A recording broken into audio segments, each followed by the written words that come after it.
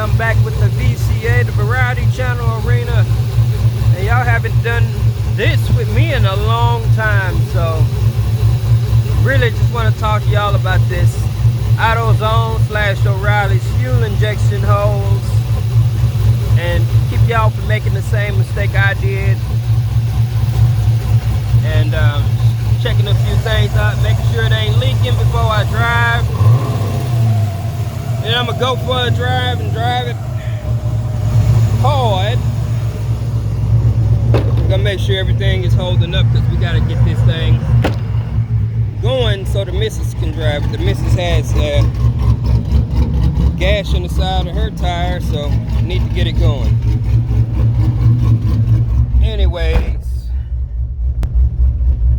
wanted to talk to y'all about this fuel injection hose that they carry up there at O'Reilly's. O'Reilly's is where I got mine, but I believe you can get the same at AutoZone. So this is Master Pro. This is FJ0308, and couldn't find really much of anything online about this here. No, dark and stuff in here. Still dark, and I'm dark, so it don't help. Anyways, your average Joe, you're gonna get this stuff here and you think, okay, I got a fuel injection vehicle, this should work. But what you need to know is that this fuel injection hose will not hold over 50 psi, and it says actually it doesn't say it on here. It's on the website that it'll hold up to 50 psi sparingly, so like on a short drive or something like that. So yeah, if you got an old fuel injection car that doesn't have high pressure fuel pump or anything like that, then you're good. But a stock LS1 car which runs 58 pounds of fuel pressure, the fuel line will split, and it did on this one here. And thank God it happened as we pulled up at home, because my family and I had went to church. We had went to the grocery store, and as soon as we pulled up, we smelled gas. And I want to warn you about this here. Don't go buy this.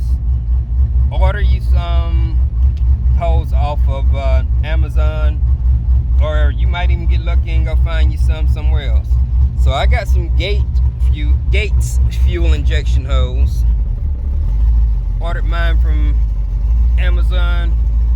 It's good for up to 300 psi. And all I needed was that little short piece, because my fuel gauge, fuel pressure gauge broke off of my fuel rail. If you're gonna run a fuel gauge, try to mount it remote. I built this engine a little bit after Hurricane Harvey, and I've been running that gauge there ever since. I believe I've been running it on this motor. I don't know if I ran it on the other motor, and the gauge broke. I don't know if I end up bumping it or not, but it held up for a while. But you don't want to run it there. I did repair the fuel rail, and the only reason I was on it in the engine bay was to change out the cam sensor, which I decided I'd go ahead and actually spend some money on it to get the name brand, and that still didn't solve that issue. So maybe a bad sensor. I mean, it was packaged like crap.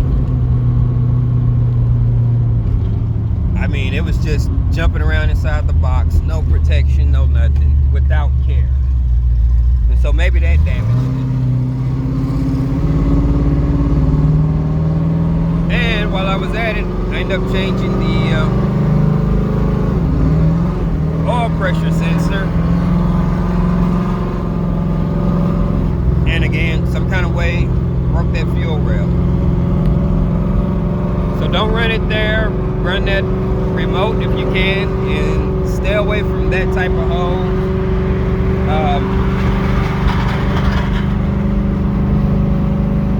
Honestly, I couldn't even find much information on Google about that particular part number. It did explode. It did blow up. But the one that I was able to read about was FJ0309. That's the one where they said up to 50 PSI. This one might not even be that high. The 308 might not be that high. But anyways, just be careful.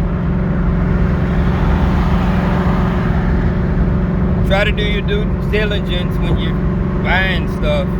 It's really a shame that they don't have on the package what that hose is rated for, because that could have saved some time and effort right there. A whole extra couple of days of being down, but I could have been up and running. Versus, you know, just having the right stuff the first time.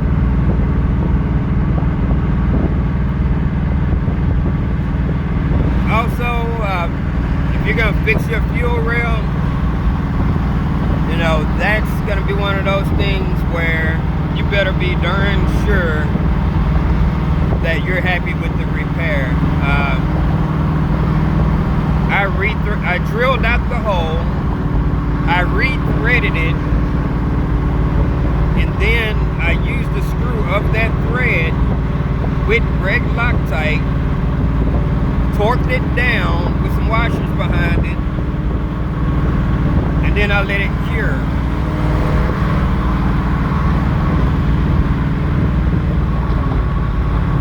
But always better to get another fuel rail. I might get another one, not 100% sure yet.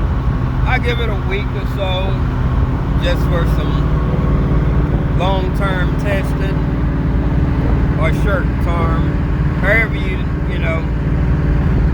you see fit on that. That's on you. But definitely had to get old gal back up and running. You've seen this one before in the videos. It's the same car from 2015 that I've had. It's just a different color now. But anyways, you get out of here. I gotta thrash this car around a little bit, make sure everything is holding up, and I'll catch you guys on the next one.